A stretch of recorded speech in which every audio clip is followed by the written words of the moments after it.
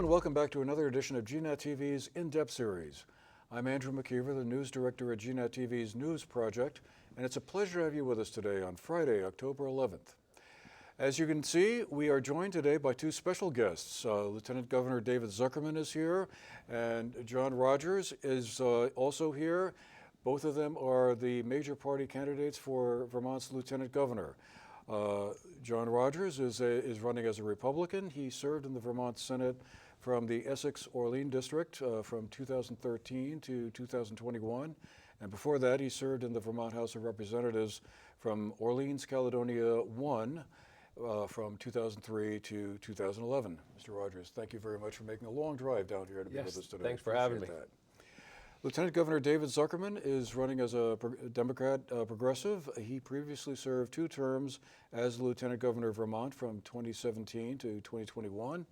Also previously served in the Vermont House of Representatives for 7 terms from 1997 to 2011, and then moved over to the Vermont Senate for 2 terms from 2013 to 2017. So, gentlemen, we are both really appreciative of you making the time for our conversation today. I know it was a long drive for both of you, actually, I should say. Not as long. He got the longer drive today. He pulled anyway, that at least it was a nice day out there. Absolutely. Beautiful drive. I'm sure you had a chance to check out the foliage around the state, so that was great. Yeah, I guess I just thought to get us started, I'd like to ask you both kind of what you've been hearing from voters you've been talking to out in the campaign trail or knocking on the doors or whatever. Mr. Rodgers, let's start with you. What's been some of the issues that you've been hearing most about from the voters you've been talking to? Sure. The number one issue is affordability. Everything from property taxes to electric rates and fees. The legislature in the last couple of years has raised the cost of living far greater than most people's income have gone up. And so out there with working class and poorer Vermonters, they are feeling crushed by the bills that the legislature has been passing. The other thing that's top of mind for a lot of communities is public safety. Mostly, I mean, more so in your small cities. Just talking with some guys at a coffee shop about things happening here in the Manchester area and down in Bennington, but Burlington has a real problem with open drug use and crime and violence, and it's affecting business tremendously. I have a friend that has a shop there. He said his business is off about 20%. The business owners that I've talked with up there won't let their employees walk home or to the car alone after work anymore. They're picking up needles in the parking lot before they go into their store. They're having trouble with retail theft. The list goes on and on. There are some real serious problems, much of which is driven by drug dealers and drug-related issues, both use, distribution, all of the above, and that's also driving much of the violence that's happening.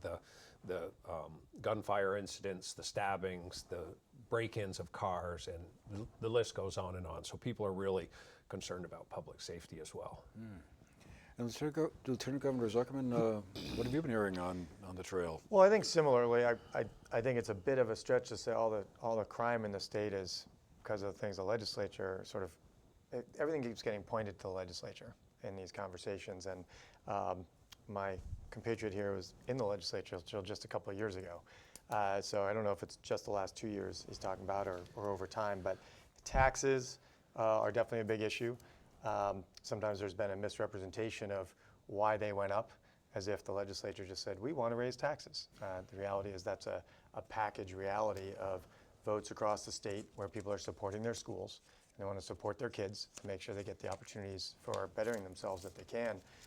So property tax is definitely an issue. The question is, how do we do something about it? Housing, crime, I would say climate as well is a big deal with the flooding of these last couple of years here, and then of course most recently last few weeks down in Florida and the Southeast and North Carolina. And then democracy is also on people's minds. Just the broader topic of what's happening to democracy, what's happening at the national level, what's happening about, even just civil discourse at the state level where, we can really focus on the issues.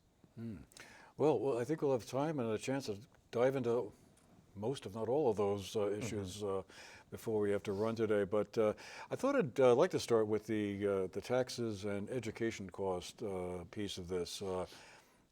As I'm sure you've encountered just about everywhere in the state, that's a big issue down here for a lot of folks. And I guess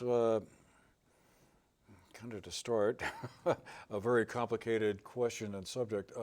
What do you think should be done to stabilize or maybe even reduce the property tax burdens and education costs?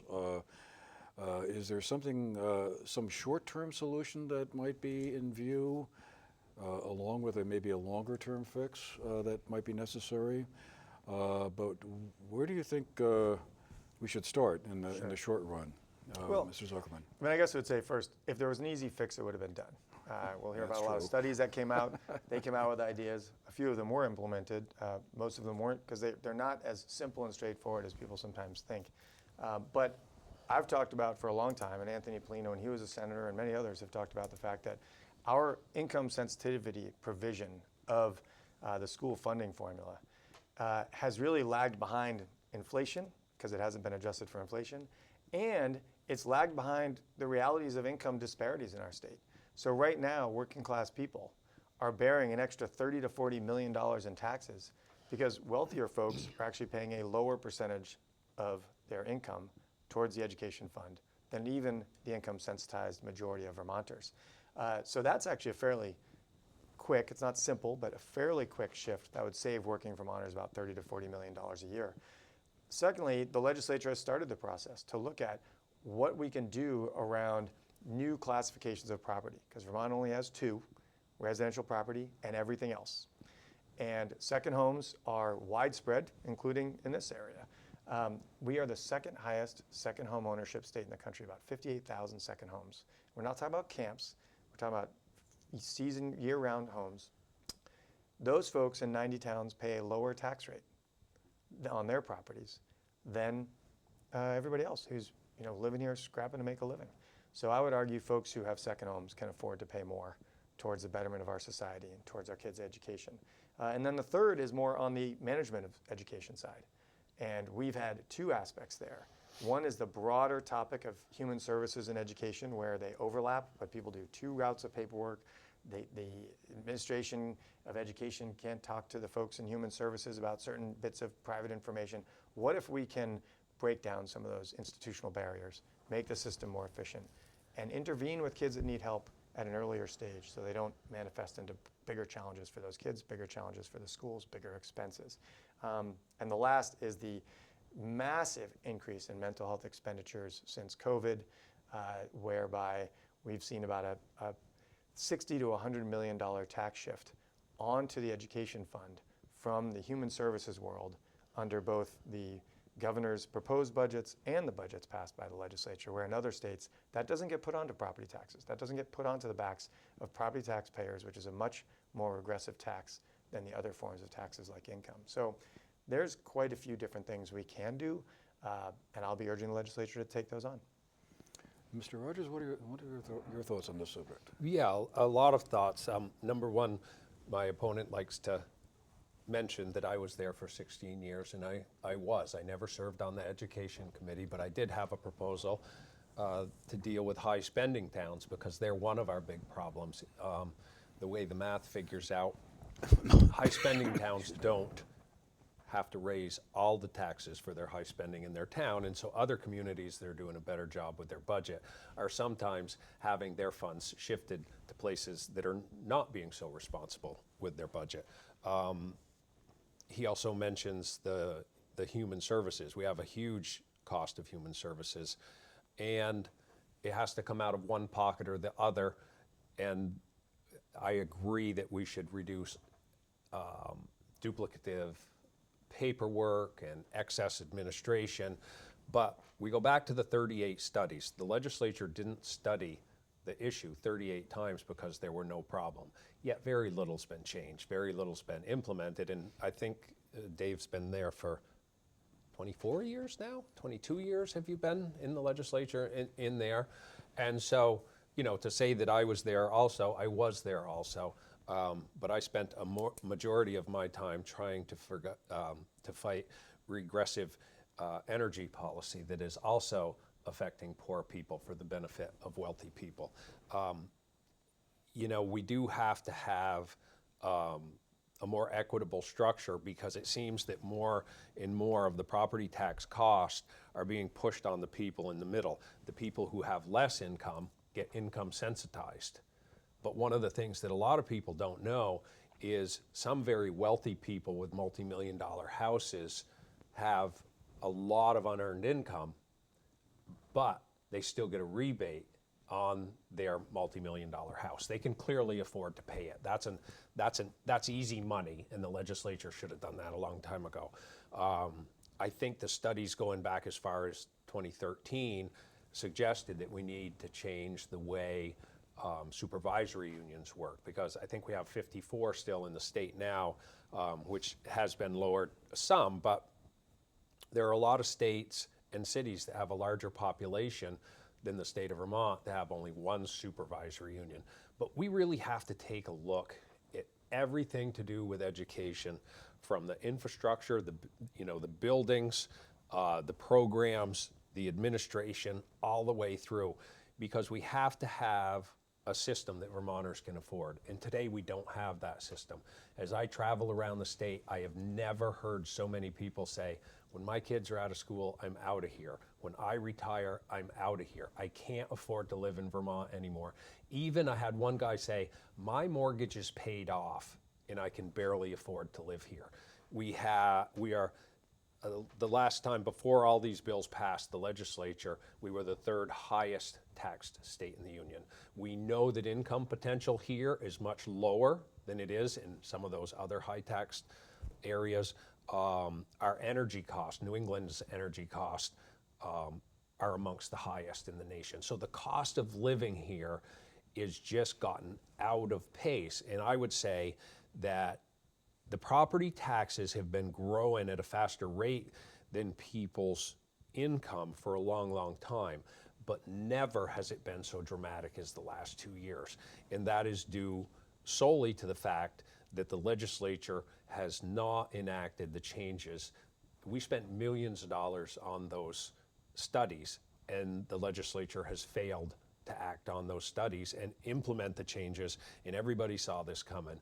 And if we don't make a change, then we're likely to see another double-digit increase.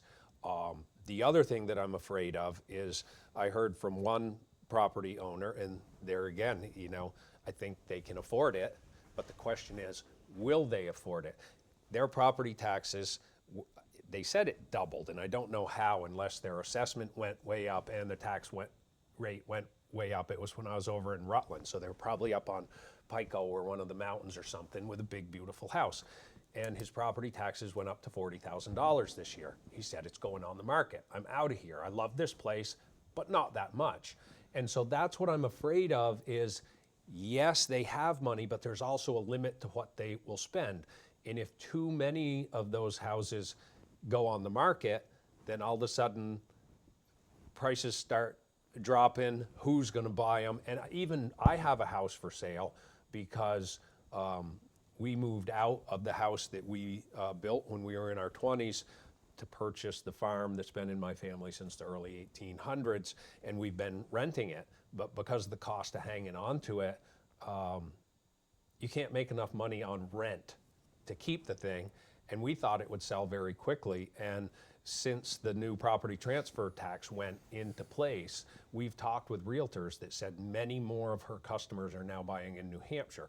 But so those little things they have a chain reaction. They affect a lot of things. There's always unintended consequences.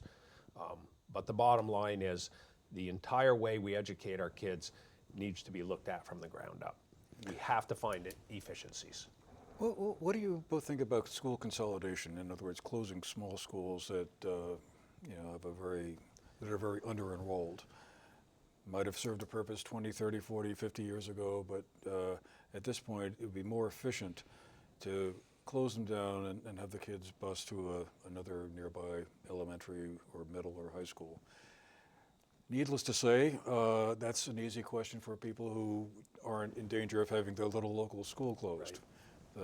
People who live in towns where that's a possibility get a little more defensive about it. But if the numbers indicate that that's where some cost savings could be had, do you feel an approach that just simply needs to be looked at? We're just at that point now.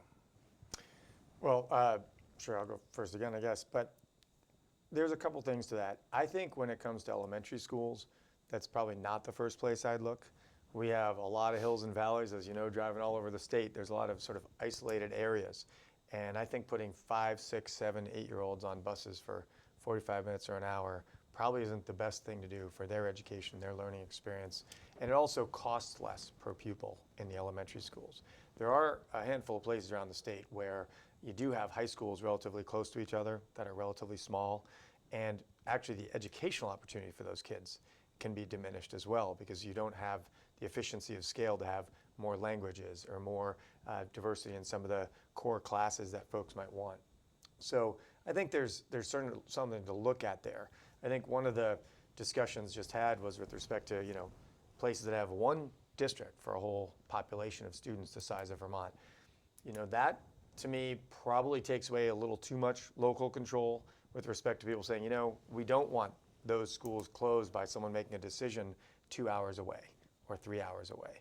So I think there's more consolidation possible on the administrative side. There could be, you know, 14 or 15 or 16 districts, depending on populations and county distributions. That's not going to save a lot of money. I think one of the things that's important to discuss here is that just saying we need to find efficiencies, as has been stated, if that was so easy to do, then the Agency of Education under Phil Scott for the last 8 years would have found him. I mean, he's a businessman, he's an efficiency-minded person. You find him. But that hasn't really been what's happened. There isn't as much there as you'd think. Now, there are some other folks that have brought up with me some of the state mandates, PCBs, for instance, and some others say, well, that's driving some expenses. Are there ways to say, look, relatively low PCB levels, or maybe in a part of the school that we can close off because we don't have as many kids in the school anymore? What about doing that instead of remediating the PCBs and save millions of dollars that way? I think those are some flexibility conversations that need to be had where there may well be some real dollars to save. But I think one of the biggest ones is around that human services education overlap, where we are spending hundreds of millions of dollars, not 10 or 12 here and there, but literally getting into the hundreds of millions of dollars. We need to look under those pillows. Well, and I would just like to say, when David talks about local control, we already lost a lot of local control with Act 46. And where they went with Act 46, from my mind, was absolutely absurd. They consolidated school boards that don't cost anything. It's like they didn't save any money. And now, like in our town, they were talking about, they didn't end up doing it, but they were talking about closing the Glover School. And so you already have no control, and the town has paid for that school, you know, and had control and used to use it for community events. Now you have to ask an outside entity to even have a community event there. So we've already lost a lot of that local control, and I'm certainly not an advocate for giving up local control, whether it's with the school or local government. But thus far, the things the legislature has implemented took from local control and didn't save any money. And I personally think they've been negligent in not getting at some of the solutions that were in some of those 38 studies over the years. Many more of those solutions should have been implemented over time, and they've just kicked the can down the road. And so that's why I think it's time for change. Okay. Well, and just to be clear, I believe we both voted for Act 46. So I you did might say not. they. Oh, I will have to look back at the voting You record. look back, I did not vote for Act 46. No. Okay, because that wasn't just school boards, by the way. That was some district consolidation, some principals, some superintendents. So that's the savings you were talking about with respect to one district. That's that savings, or eliminating all those school boards. So I'm glad that you've shifted from being against Act 46 now to being supportive of consolidation. No, I'm still not supportive of the consolidation of school boards that didn't cost money and the loss of local control. And I am still supportive But that's what would happen. of making the paid administration more consolidated. But that would happen with consolidation, because you can't have an administration responding to 60 school boards. You can or you can't? No, I am not saying that you would, but that consolidation and loss of local control has already gone away. To the tune of 50 districts, but you were saying go down to maybe I'm not one. saying one, I'm Oh, saying okay. other states do it as one, so we don't need 54. Okay, Yeah. what do you want then? Because I hear different things. I think we have to get a broad coalition of people together and figure out where the efficiencies are. What can we cut down to? Maybe it's one per county. Maybe in Chittenden County, where you have a much bigger population, maybe there needs to be 2 there. But that's So we how. need to study it again. Exactly. Well, no, not study it. Getting people together, that's a study to figure it out. Study. But yeah, I mean, we have to. No, I don't think it is necessarily study. It's get the right people together and get stuff done. I guess you could call it a study, but that's That's what they were in trying to do, right? In my I mean- business, I don't study things. I assess things and get things done, and that's been a failure of the legislature with these 38 studies, is that they haven't been implementing them. And so one of the things I worry about with the study they're doing now, number one, I don't think they have the right makeup of the team. I think they've got too many inside players and not enough outside players. And so I'll be anxious to see what they come up with, but I'm doubting that this is the solution either. This is the Commission on the Future of Public Yeah. Education that got started this year. Before we leave the education world, there's one other quick question I'd like to throw your way. I'm not sure if this is as big an issue elsewhere in the state, but it's certainly one here that a lot of people talk about, and that's the question around public dollars for independent schools. School choice, call it what you want, but we have a few independent schools here that basically serve as de facto high schools or middle schools. And the question, I guess, kind of came up, I suppose, initially, this became an issue about 2 years ago with the Supreme Court decision, Carson-Macon, if I remember that correctly. Yeah, Carson. What do you both think about this whole question of public dollars going to independent schools? I mean, I don't think there's a lot of money involved in the whole thing, in the grand scheme of things, but there's a certain amount of concern on the part of several people down here that there's really no way to have parents pay out of their own pockets to send their kids to some of the independent schools in our area. Talk about making Vermont unaffordable. That would be a very quick way of doing it for many people in the absence of a public high school. So I guess I just wondered what you both thought. Is this an issue up north? I mean, my understanding is that it isn't so much in the northern half of the state, although you have academies like St. Johnsbury. We've got St. Johnsbury and Linden, so it is an issue up our way. Linden, I think, is another one. Yeah. Should we just leave things the way they are? It's like we don't have a problem, so let's not fix it, or is there a fix that needs to happen in this area? Mr. Rodgers, I'll let you start. Well, I think like you folks, we've depended on those schools to be our public school for a long time, and the people in that area are very supportive. But we have to hold them to certain public school standards.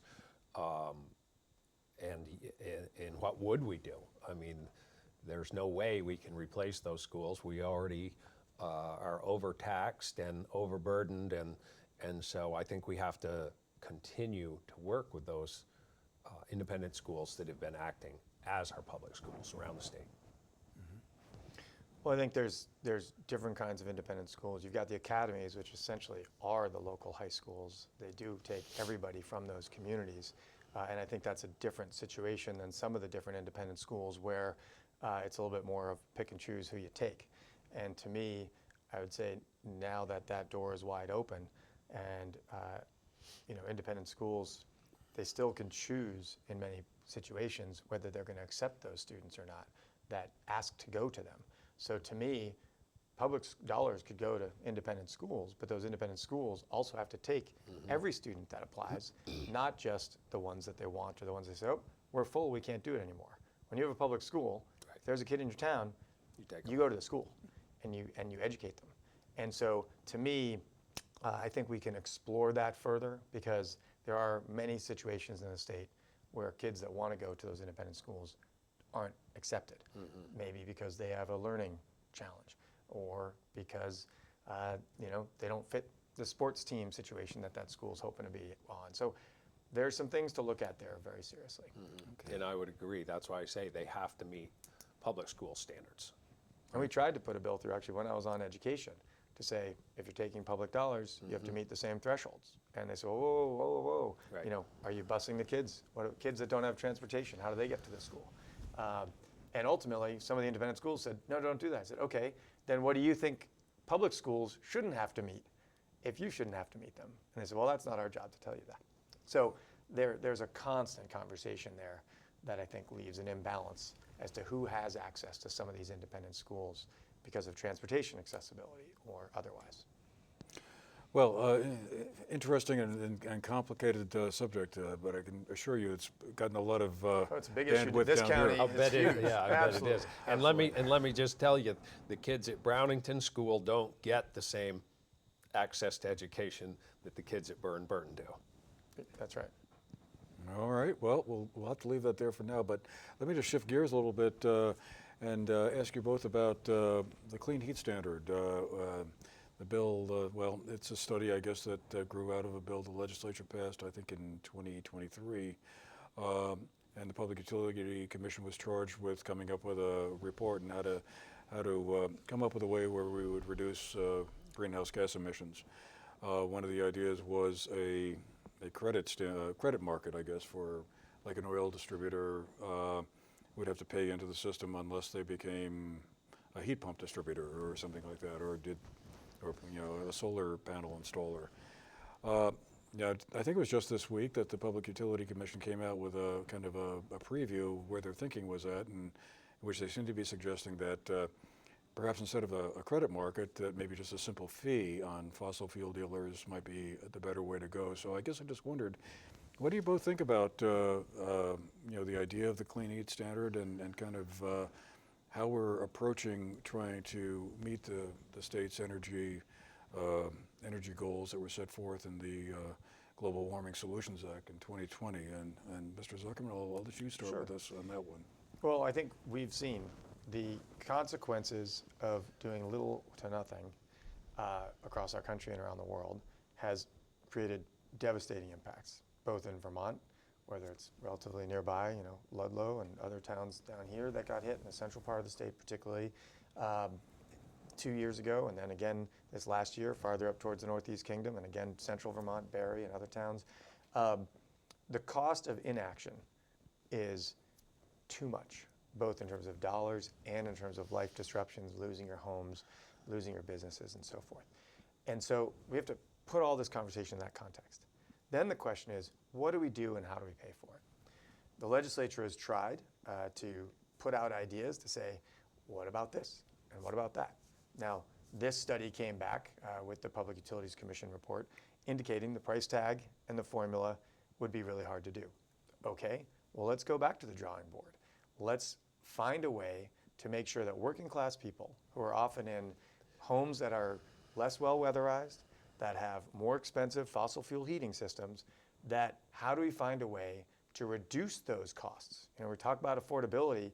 Oil prices go up and down like this. Electricity, while it goes up, it's actually in Vermont one of the lower rates in New England. New England is high, but Vermont's actually at one of the lower residential rates in New England. So why not work to stabilize people's prices with more predictability, but help them get over the hurdle when their system fails to replace it with that more efficient system, whether it is a heat pump or a ground geothermal system or a combination of other systems with much more stable pricing, and weatherize their homes. So to me, we still need to move forward in that direction. As my political title, running as a progressive Democrat, I would like to see it done as a progressive way, where it is a more income-based system, or at least affects people more proportionally based on income, because fuel-based taxes hit working class people much, much harder. And so I'm going to continue to advocate for a system that makes it get paid for in a way that's more progressive to help working class people replace their heating systems and weatherize their homes. Mr. Rodgers? From my perspective, the progressives have been regressive. and my compatriot is endorsed by REV and VPIRG and Vermont conservation voters, all who have pushed these policies that are regressive. We start back with net metering, implemented at 20 cents a kilowatt hour while we were buying Hydro-Quebec power for 6 cents a kilowatt hour. Now everybody that went out and put solar panels on their place was saving money, but everybody who couldn't do that was paying more. And so what's happened, the Public Service Department did a study and they said the majority, the vast majority of solar installations are on affluent white people's homes, but poor people and working class people are paying for them. And the same thing has happened with solar panels, electric cars, heat pumps, and weatherization. We're all paying our Efficiency Vermont fees, we're all paying extra on our utility bills, but the majority of that money is being spent on people who have some disposable income. If you ride around the kingdom and look at people who are poor and have poor houses, there are no solar panels, there are no electric cars, there are no heat pumps on their houses, but they are paying extra on their bills to cover that. And that's why I say the policies have been very regressive. So yes, we have to be making a shift. We have to figure out how to help more poor and working class people. And so one of the big differences between my opponent and myself is on industrial scale wind, okay? So the Lowell Mountain Range is owned by a multinational corporation. I don't think the environmental destruction is worth the benefit when all the money that's being generated by that is being taken to an out-of-country multinational corporation for the benefit of millionaire stockholders. So when we were arguing about whether that was a good thing or a bad thing for Vermont, I called Senator Sanders, and at that point it was Congressman Welch's office, and I said, you guys, if you took the tax dollars that those industrial wind plants are gonna get, and you put them into insulating Vermonters' homes, we could have insulated 23,000 Vermonters' homes. Based on the oil prices at that time, it would have saved Vermonters over $23 million.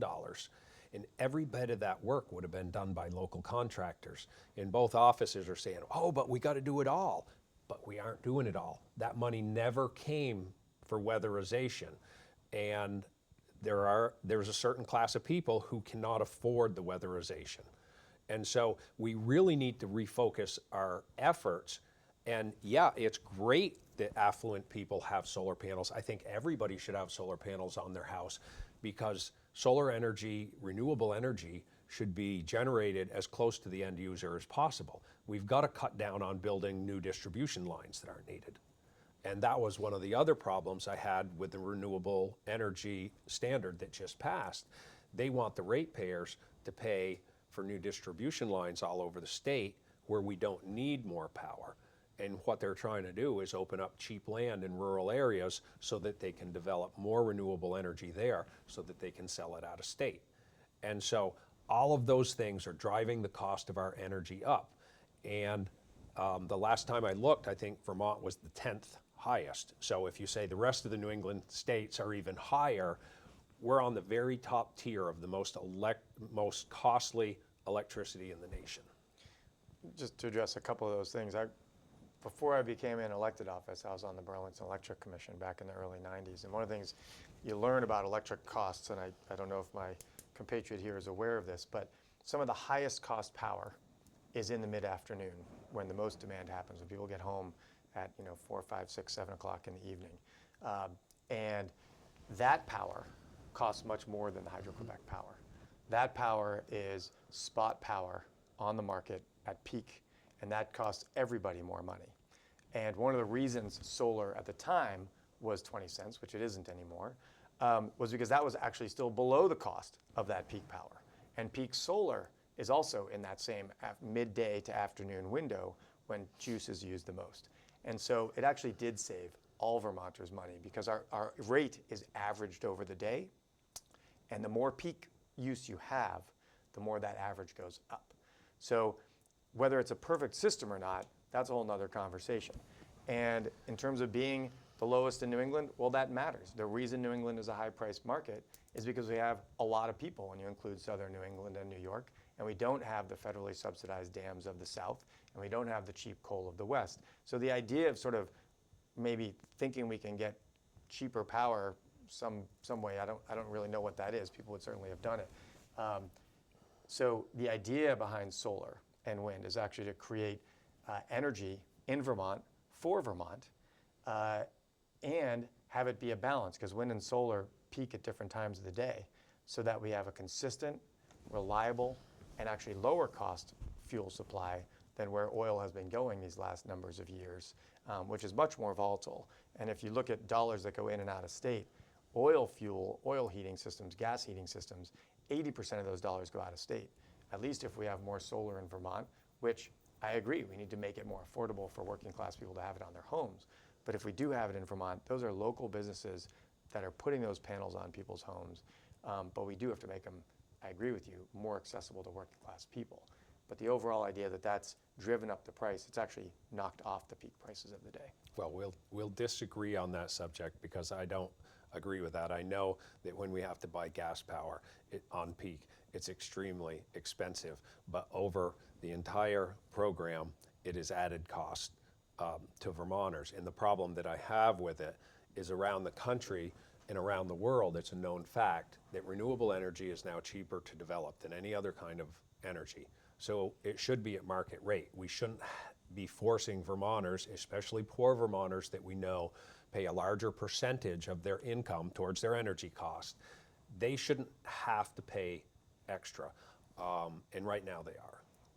Those 20 cents have come down, though. Those 20 cents have come down. They're now at negative. So the state has made that adjustment as the price has come down. But not all the way to market rate. They're It's still below getting. market rate. You pay in. There's now at a negative 1 cent, I heard from one of the developers who's actually down in this area. So those big companies are going out of business because it's become a subsidy the other way. And of course, as you know, nationally, we subsidize oil and everything else with wars around the world and everything else to protect our supply. So we pay for it either way. But net metering is also, because of its excessive cost, is not the best way to develop. When Robert Dostis was in committee, who used to work for Green Mountain Power, he said that there was a proposal in their area and they wanted to put in a big net metering project, 5.5 megs. And he said if they developed it by contracting with a Vermont contractor to come in and do it, they could save their ratepayers over $14 million a year. And so all these things have to be looked at. We just can't say net metering's the way to produce all our power. And so when we get to those bigger ones, and I knew they did, I think, got rid of the group net metering. Net metering works great when it's in people's yards and on people's houses. Other than that, we should be doing the ones where the utilities go out and contract, and they actually have to bid for the best price, because that is how we get the price I'm talking about. That is how we get the best price on energy development. Well, another question we could probably spend our entire time talking. We could spend a whole hour on energy. But I want to just move on to another big topic that I know you've both talked about, I'm sure, many times before, and has been an issue around the state for, well, at least a good 20 or 30 years probably, and that's the housing issue. We don't have enough houses for all the people who want to live here or want to have homes. Or renting an apartment is expensive and difficult for many people, and I'm sure as you've talked to employers around the state, as you've gone around, they've all said, gosh, I had the perfect candidate for this job, but they couldn't take the job because they couldn't afford to buy a home. So, you know, again, to try and reduce a very complicated question to be something manageable, what is the role of the government in this? I mean, I guess the way I look at it is that, you know, labor costs are what they are. Construction costs, you know, supplies for buildings, they are what they are. Where does the government come in to try to maybe help this process along so that a would-be developer says, okay, I can build a 20-unit development over here for affordable workforce housing, and I can make money at the end of it. Mr. Rodgers, I'll start with you on this one. Yeah, I think so.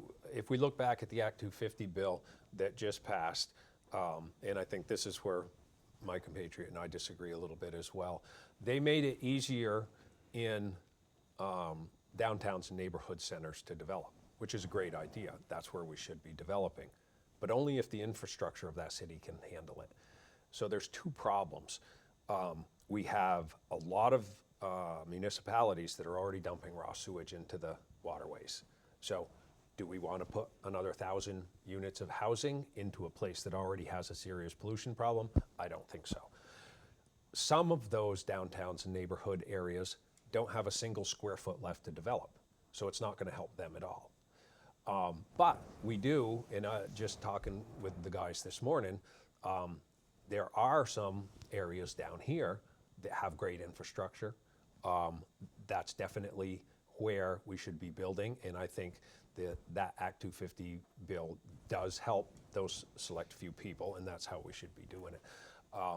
But a lot of people want to own a home. They want to own a home in the rural areas because they want to have a garden and maybe some animals and be independent, and also build intergenerational wealth. And equity and intergenerational wealth is super important to me. And so one of the things that they did is they put in a road rule. If you build a road over a certain length, you trigger Act 250.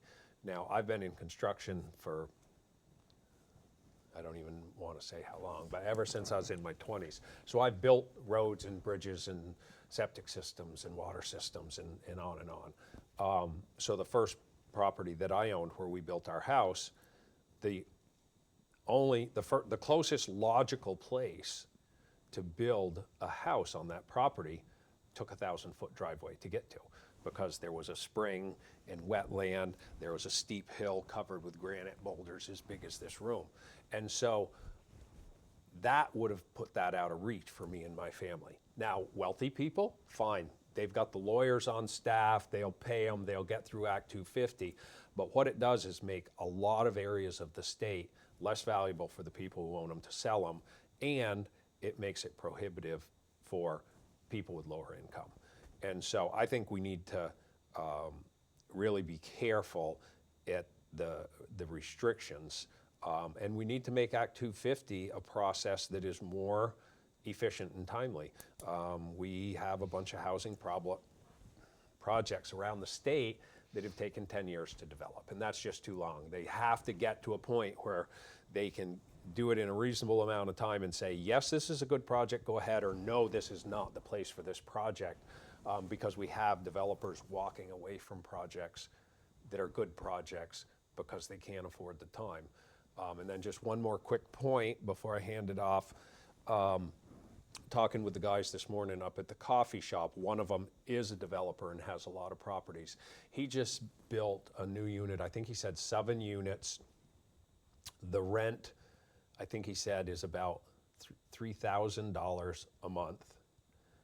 $1,000 a month of that per unit is property taxes. And so when we look at trying to build affordable housing, the property taxes are a serious problem.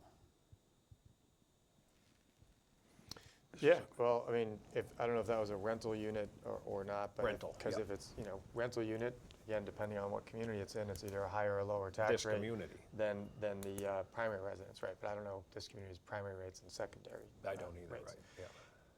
With respect to housing, there's a lot of factors at play here. There's been a national housing shortage since the 2008 crash, when all the speculative housing, destroyed the economy. And so a lot of builders were also afraid to build. But then post-COVID, we've seen the costs go up, like you said, labor and materials. So no matter what you do, if you just go with the free market costs, it's impossible to build affordable housing, even before property taxes. And so you asked, as part of your question, what's the role for government to play or not? And they're not making any more land, and we have a lot more people. And we have a lot of people. The second home issue is one of them. 58,000 second homes in Vermont. So we have 3,000 unhoused people, 3,500 unhoused people. We have 58,000 second homes. So just to put the issues into perspective and scale. some of those used to be primary residences. But in these last 4 or 5 years, a lot of them were bought up with cash by folks to just get out of the cities from COVID, from crime that exists in other cities as well, and to have a piece of the beautiful pie that we have up here in Vermont, whether it's an apple pie or a pumpkin pie. It's a beautiful pie up here in Vermont. And so the question is, will the free market solve the problems? Even if we allowed unlimited development, which I'm not at all trying to imply that you do. You don't support that either. But I don't think the free market would get there for us for many, many, many, many years, because we also don't have the builders, frankly. I have supported the House-passed bill that I think many legislators in this county voted for. That would have said, let's put $70 million a year into buying down those costs of building affordable housing for Vermonters over these next 10 years.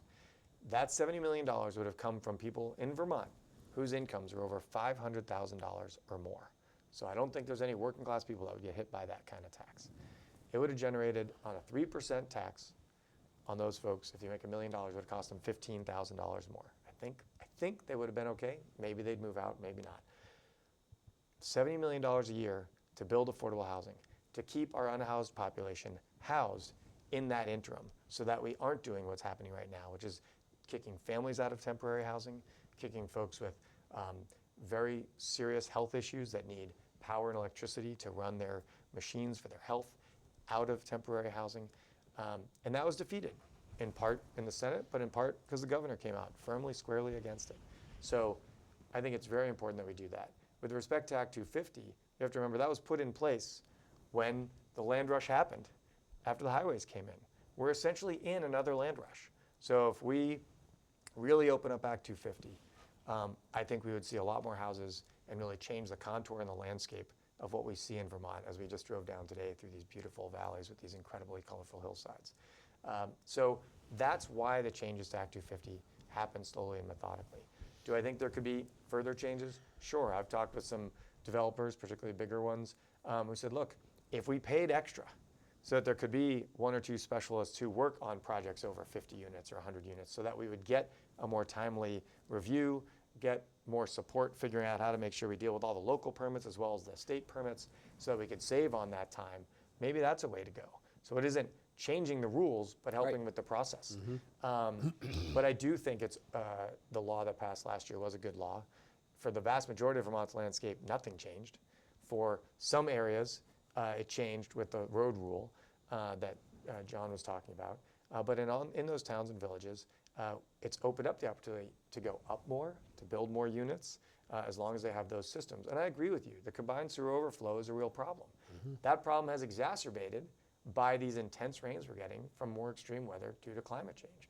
And that goes back to the energy issue. So all of these things are interconnected. But the other thing is, when you get those bigger developments in our town and village centers, they also pay, in many of them, or could, impact fees that would help resolve some of those combined sewer overflows. Because those cities and towns have been separating the sewer from the rain flow. And in Burlington, they've been doing that. And over the years, they've been reducing that. Unfortunately, these bigger rains, that set us back. Well, so I'd like to go back to a couple of things. Every single person could move out of Vermont tomorrow and leave it barren, and the climate's still going to change. I'm not saying we shouldn't do everything that we can. We should. It's the responsible thing to do. But let's be clear, Vermonters aren't the cause of these rains. Humanity has polluted the earth since the Industrial Revolution, and we're paying for it. But back to the housing thing.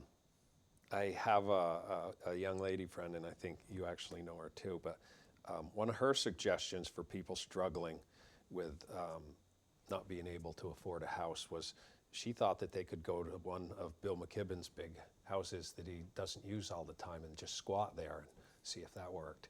I don't know what he owns or doesn't own. But. And so it is, I mean, it is an issue with so many second homes, and a lot of them are used a few weeks here and a few weeks there. And it's also driven the cost of housing up so much because people who live in a better economy where they can make more money, they come up here from Connecticut or New Jersey or Massachusetts and they go, oh, 600,000, that's a bargain. Where people who are living in that community go, no way I can make enough money to afford the mortgage on a $600,000 house. Habitat for Humanity, we were talking about that this morning as well. Groups like that can really help because when you're looking at some of the low-income communities, Habitat requires them to have a buy-in, right? They've got to put in a certain amount of work time and all that. And I think it's a great program. I think they offer 0% loans. That's the type of stuff. Those are the type of groups we really need to work with. But the other thing, you know, speaking from my own personal perspective, I still owe $500,000 on my farm. And so by the time I make my farm payment and my property tax payment and pay the insurance and the utilities and all that stuff, I have to make $100,000 before I eat.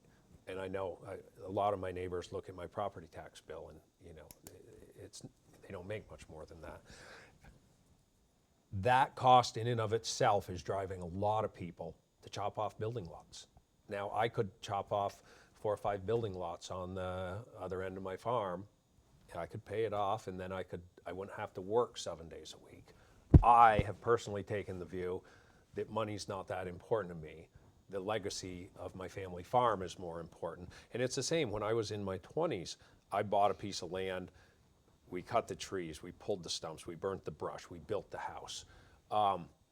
We bought 110 acres because we wanted our kids to be able to grow up in the woods and doing the things that we did. We could have done like a lot of my friends did and build a house, cut a piece off, sell the house, build another house, and make money. But the whole way the property tax structure is, it is forcing a lot of people, when you get to retirement age, the old farmer has nothing but his land, chops it up and sells pieces. And so by some measure, our property tax structure is forcing some people to sell pieces of land. Well, and I think we're in agreement. I'd like to see a more progressive tax structure so working people and seniors don't get hit that way. But then you still got to talk about who's going to pay. And I've obviously never hidden that I think wealthy people can pay more. I don't know what your solution is to that. So it is a real problem. But as folks have maybe seen, you got to put out specific ideas and solutions with real numbers, not just say there is a problem. Well, and from my perspective as someone who worked 7 days a week for the last 4 years, and you've been in public office, you're in a much easier position to be. Don't mischaracterize. I have a farm. I work 7 days a week. To be working on those things, as opposed to someone who's not in. And so it's not that they're. My perspective, the way I've done everything on my farm and in my business, is when we have a problem, we get the people at the table and we figure out how to do it and move ahead. And I think we can do it on education. I think we can do it on housing. I think we can do it on a lot of things. I'm the guy in the area, and it's funny because there's thousands of us around Vermont, but I'm the guy they call when the other guy said, nope, can't do that. And you're going to have to do it by hand. Nobody can get a machine down there. And so, that's the kind of get it done policy that we need in government more than we have. So I have about 10 or 12 more questions here, which I don't think we're going to have time to get to. So rather than doing some sort of lightning round thing where you get 10 seconds to say yes or no, maybe we'll just leave it for another day.